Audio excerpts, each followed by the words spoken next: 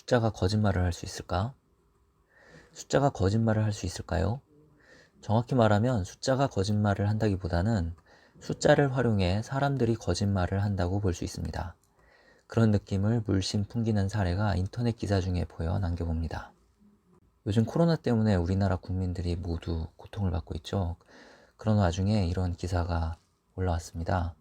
이 기사 말미에 이런 문장이 있었는데요. 여기 보면 코로나 건수를 확인해 봤더니 뉴질랜드는 1000명당 1.08건, 한국은 0.3건이랍니다.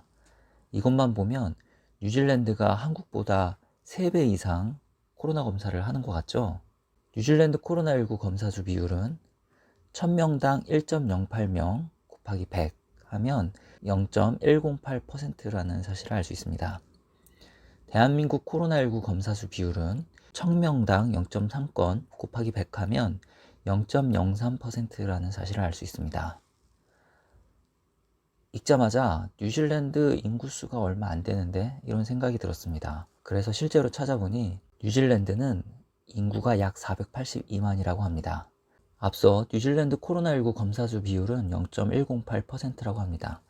이것은 인구 482만, 만이니까 동그라미를 4개 붙이면 됩니다. 이 중에 0.108%는 100분의 1 만큼이 코로나19 검사를 받는다는 뜻입니다. 계산하면 5205.6이네요. 약 5200건이 진행되고 있습니다. 대한민국은 인구가 5178만입니다.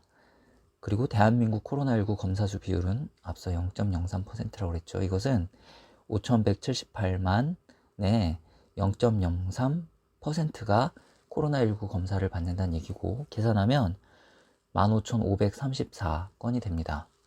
뉴질랜드 코로나19 검사 수 비율이 대한민국 코로나19 검사 수 비율의 약 3배가 넘는데, 실제 검사 수는 우리나라가 약 3배가 되죠. 인구가 약 10배 많으니 코로나 검사 수도 약 10배가 많아야 될까요? 그거는 잘 모르겠지만 검사 수 비율만 따져서 우리나라 코로나19 검사 수의 숫자가 뉴질랜드의 검사 수에 비교해서 월등하게 적다라고 이야기하기는 어려운 수치가 아닐까 생각이 듭니다. 또 이런 기사도 있었습니다. 2020년 12월 13일 기사인데요. 현재까지 국내에서 이루어진 코로나19 진단검사 건수는 337만이 넘는다고 합니다. 그리고 이 전날까지는 334만 건이 좀 넘었다는 사실을 알 수 있습니다. 차이를 계산해 보면 24,731건이죠.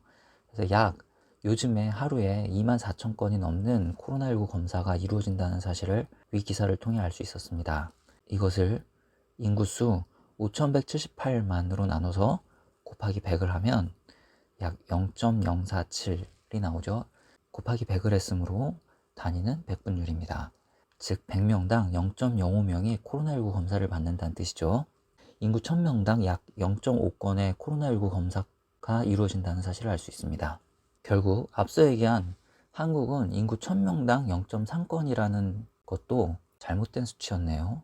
뿐 아니라 비율을 가져와서 뉴질랜드가 한국보다 약 3배만큼 코로나 검사를 한다고 잘못된 인식을 심어줄 수 있을 것 같아 정리해봤습니다.